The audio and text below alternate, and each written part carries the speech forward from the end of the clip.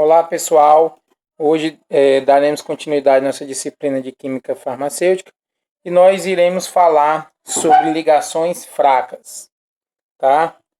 Diz assim, em geral, as ligações que estabelecem entre o fármaco e o receptor são relativamente fracas, iônicas, polares, pontes de hidrogênio, transferências de cargas hidrofóbicas, né?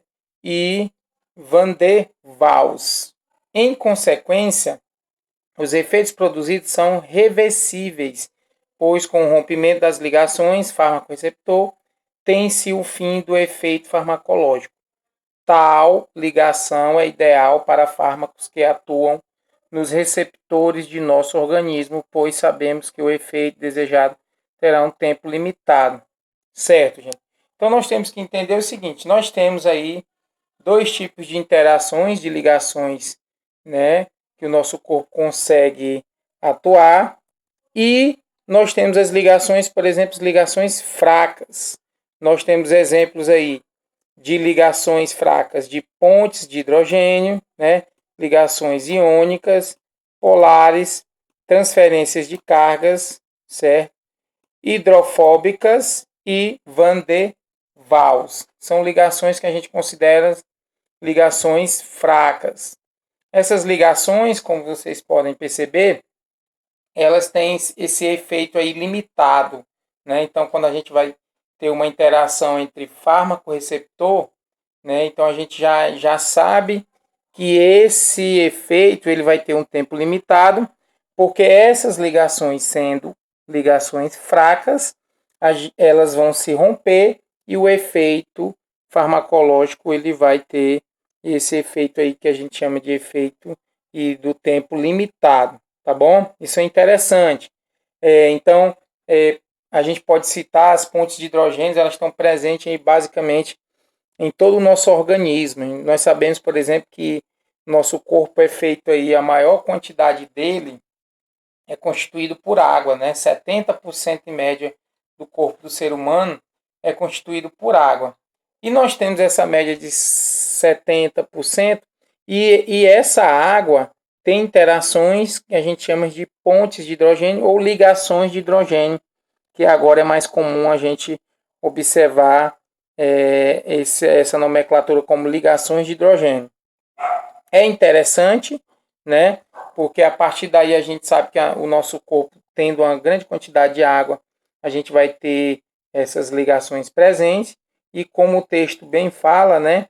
Isso é interessante porque a gente tem, então, esse efeito do fármaco com esse tempo limitado, pelo fato dessas ligações serem fracas e elas vão se romper com maior facilidade, tá? E tendo essa facilidade de rompimento, também você acaba acabando, né, e limitando esse efeito desejado do fármaco. Então é interessante nesse sentido. E essas ligações elas vai ser através, né, de que a gente sabe através de cargas, né? Tu fala que fracas iônicas, né? O que são íons? Íons são cargas que podem ser positivas ou cargas negativas. Então a gente tem essa variação, né, de cargas positivas e cargas negativas. É isso que faz essa interação e que faz com que a gente tenha, então, esse tipo de ligação, que não é considerada uma ligação forte, certo?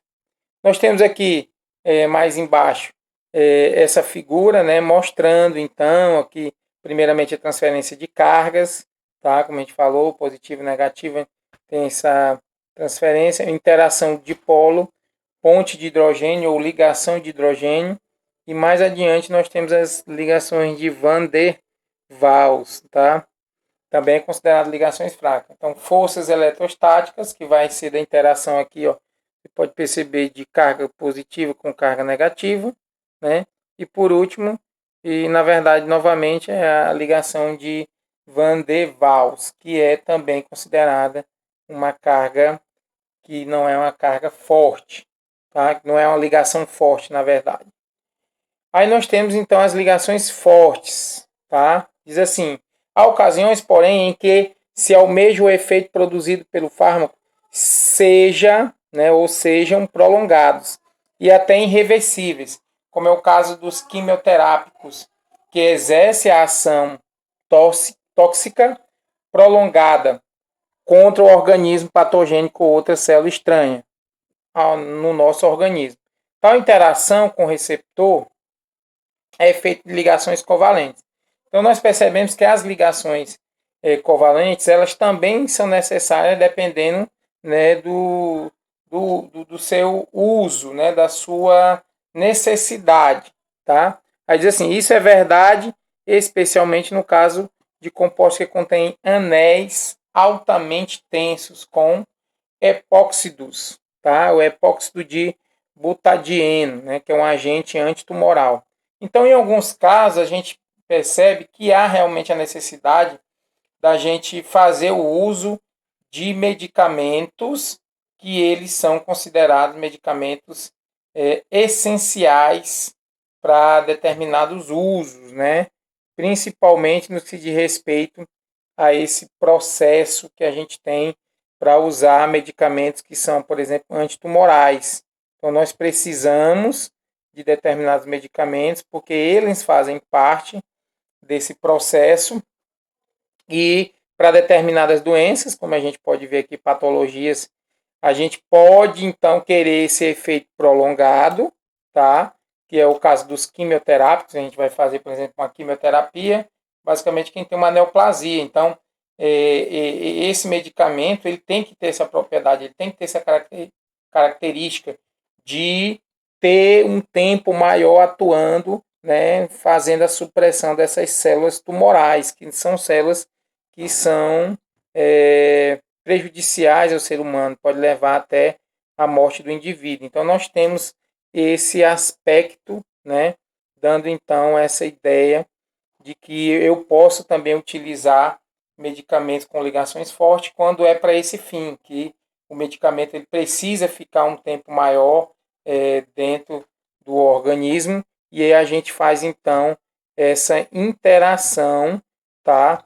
Para que você possa ter um efeito mais duradouro, né? E esse efeito duradouro ele vai fazer com que essa patologia ela consiga ser eliminada com maior eficiência. Então vai depender muito do caso que você da patologia que você está tratando. Então a patologia ela vai depender desse aspecto. Então quando a gente quer um efeito mais prolongado, a gente usa essas células que são células essas ligações que são ligações mais demoradas, né?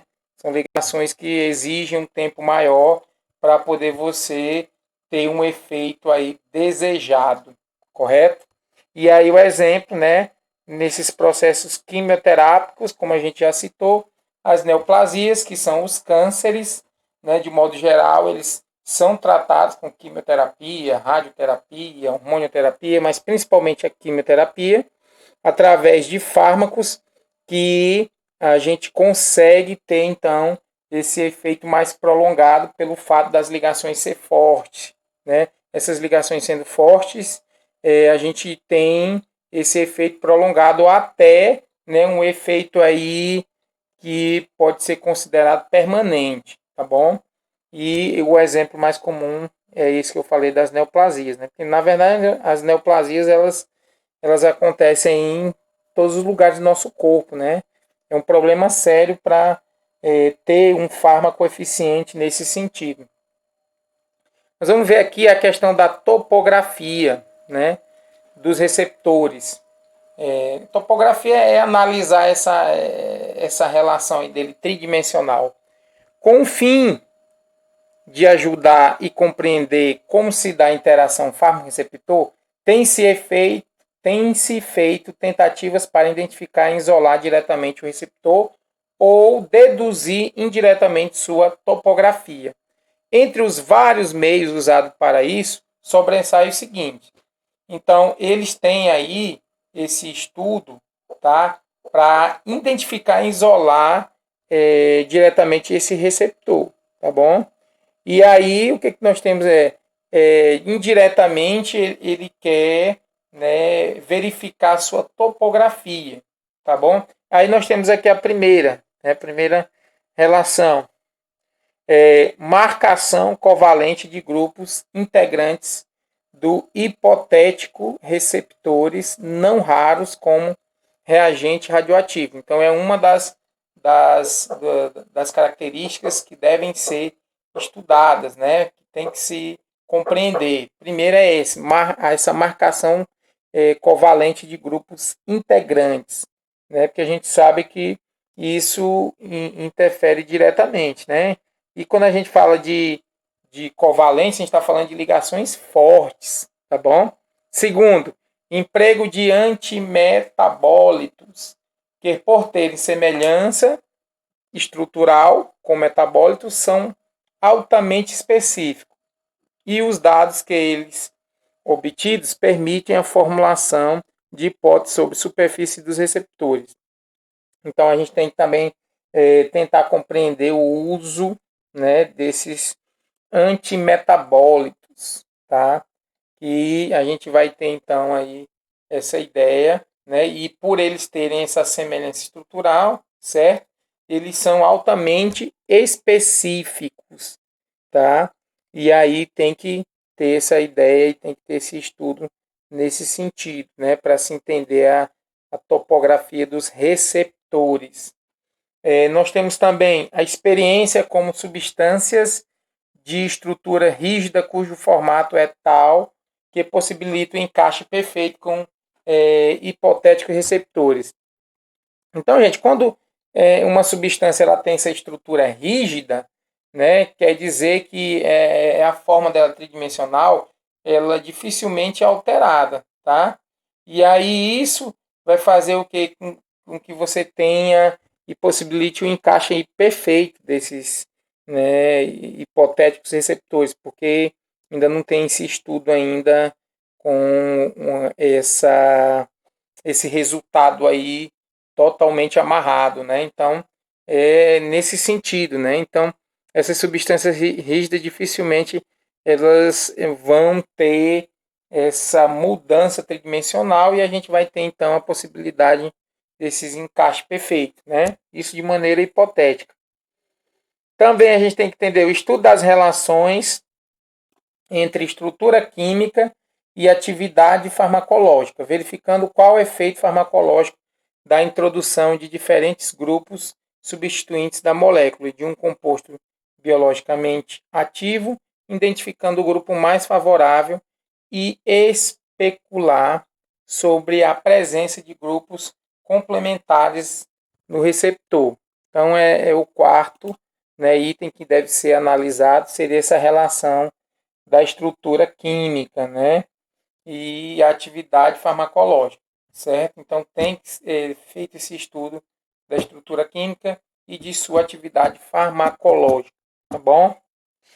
Quinto, né, tem que entender também cálculos de orbital molecular realizados para determinar a conformação perfeita dos fármacos mais potentes, assim deduzir posições de grupos complementares dos receptores.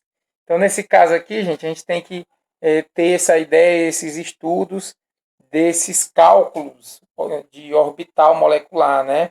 Que ele vai ser realizado para simplesmente determinar essa forma da molécula, né? Que é preferida, né? Farmreceptor.